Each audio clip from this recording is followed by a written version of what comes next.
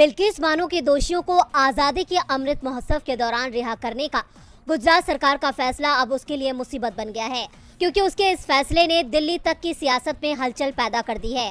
हर कोई गुजरात सरकार के इस फैसले पर पीएम मोदी से सवाल पूछ रहा है और उन्हें घेर रहा है। ये मामला गुजरात के साथ साथ दूसरे राज्यों में उठने लगा है। विपक्ष मामले पर जवाब मांग रहा है। हर जगह इस मुद्दे को उठाया जा रहा है। सोशल मीडिया पर बिल्किस के समर्थन में बाढ़ आई हुई है। लेकिन हैरानी की बात यह है कि देश के प्रधानमंत्री अभी तक खामोश हैं, जबकि विपक्ष की तरफ से सबसे ज्यादा सवाल पीएम से ही किए जा रहे हैं, क्योंकि पीएम मोदी अपने हर भाषण में नारी शक्ति और नारी सम्मान की बातें करते हैं। ऐसे में बीजेपी शासित राज्य से इस तरह की खबर आना बीजेपी पर सवाल खड़े करता है। और उसी कड़ी में अब उत्तर प्रदेश के नेता प्रतिपक्ष अखिलेश यादव ने भी बिल्किस बानो मामले में सरकार को घेरा है।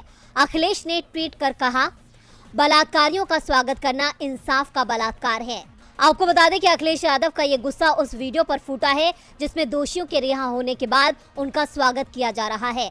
सिर्फ अखिलेश ही नहीं, दोषियों के स्वागत के इस वीडियो पर कांग्रेस ने भी अपनी नाराजगी जाहिर करते हुए पीएम से सवाल पूछे थे। राहुल गांधी, प्रियंका गांधी, जिग्नेश मेवानी ने भी पीएम मोदी को कटघरे में खड़ा किया था। लेकिन पीएम अभी तक खामोश हैं, जो अपने आप में बड़ा सवाल है। ऐसे में देखना होगा कि पीएम अपनी इस चुप्पी को कब तोड़ते हैं, क्योंकि गुजरात सरकार के इस फैसले ने देश भर में बीजेपी की किरकिरी करवा दी। गोधरा कांड के दौरान गैंगरेप की शिकार हुई बिल्किस बानो के गुनाहगारों की जेल से रिहाई का मुद्दा सुप्रीम कोर्ट पहुंच गया है। अदालत ने इस मामले पर सुनवाई करने की बात कही है। चीफ जस्टिस एनवी रमन ने कहा, हम इस मामले की लिस्टिंग को लेकर विचार करेंगे। बिल्किस बानो के 11 बलात्कारियों को आजादी के दिन यानी 15 अगस्त को रिहा कर दिया गया था। इस बीच बिल्किस बानो केस की जांच करने वाले रिटायर्ड आईपीएस अधिकारी विवेक दुबे ने कहा कि 14 साल के बाद 11 दोषियों की रिहाई ने दिखाया है कि उनमें सुधार आ गया था। इसके साथ ही उन्होंने दोषियों की रिहाई का विरोध करने वालों पर भी हमला बोला है। उन्होंने कहा कि ऐसा करना संविधान की भावना के खिलाफ है। विवेक दुबे सीबीआई के जॉइंट डायरेक्टर थे, जिसने बिल्किस बानो गैंगरेप केस की जाँच की थी। इस केस की जाँच का आदेश सुप्रीम कोर्ट ने दिया था। उनकी टीम ने ही इस मामले की जांच की थी और उसके आधार पर ही 12 लोगों को उम्र कैद की सजा सुनाई गई थी। इनमें से एक आरोपी ने आत्महत्या कर ली थी। इन लोगों में 2 पुलिस वाले और 2 डॉक्टर शामिल थे। गुजरात राइट्स के दौरान दाहोद जिले में बिल्किस बानो के परिवार के 7 लोगों की हत्या कर दी गई थी। इन लोगों में सबसे छोटी बिल्किस बानो की 3 साल की बेटी थी, जिसे पटक पटक के मार डाला गया था, और 5 महीने की गर्भवती बिल्किस बानो से गैंगरेप की घटना को अंजाम दिया गया था। बिल्किस बानो को उनके बलात्कारी ये सोचकर छोड़कर भाग गए थे कि उनकी मौत हो चुकी है, लेकिन वो जिंदा थीं और होश में आने के बाद उन्होंने एक आदिवासी महिला से कपड़े मांगे थे।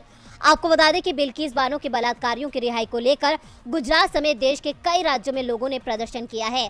वहीं इस मामले में पीएम मोदी की खामोशी उनकी कथनी और करनी पर सवाल खड़े करती है।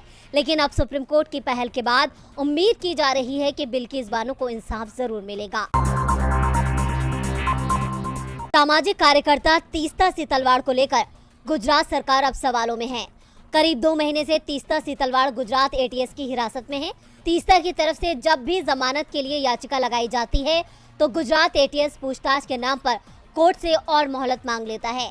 तीस्ता को जिस तरह हिरासत में लिया गया, उसकी आलोचना न सिर्फ देश में बल्कि अंतर्राष्ट्रीय स्तर पर भी हो रही है। सोमवार को सुप्रीम कोर्ट ने तीस्ता सीतलवाड़ की जमानत याचिका पर गुजरात सरकार को नोटिस जारी किया। जस्टिस यूयू ललित की बेंच ने सुनवाई के दौरान तीस्ता की ओर से पेश सीनियर एडवोकेट कपिल सिब्बल से कहा कि हम अंतरिम राहत चाहते हैं। हाई कोर्ट में 19 सितंबर को सुनवाई रखी गई है। इस पर कोर्ट ने कहा कि 25 अगस्त तक आप इंतजार कर लीजिए, बस 3 दिन का ही समय ले रहे हैं। तीस्ता को गुजरात टकराव मामले में राज्य के उच्च पदाधिकारियों को फंसाने के लिए रिकॉर्ड में हेराफेरी करने के आरोप में गिरफ्तार किया गया था। ये गिरफ्तारी गुजरात एटीएस ने 25 जून को की थी। तीस्ता की जमानत याचिका निचली अदालत से खारिज हो चुकी है, जिसके बाद तीस्ता ने हाईकोर्ट में अपील दाखिल की। हालांकि हाईकोर्ट ने इस पर सुनवाई के लिए 19 सितंबर की तारीख दी है, जिसके बाद तीस्ता ने सुप्रीम कोर्ट का रुख किया था। सुप्रीम कोर्ट ने 2002 के गुजरात मामले में उस वक्त के गुजरात सीएम नरेंद्र मोदी को क्लीन चिट देने वाली एसआईटी रिपोर्ट के खिलाफ याचिका को 24 जून को खारिज कर दिया था। याचिका जाकिया जाफरी ने दाखिल की थी। जाकिया जाफरी के पति एहसान जाफरी की इन गुजरात राइट्स में जान चली गई थी। सुप्रीम कोर्ट ने यह भी कहा था कि मामले में को पेटिशनर सीतलवाड़ ने जाकिया जाफरी की भावनाओं के साथ खिलवाड़ किया।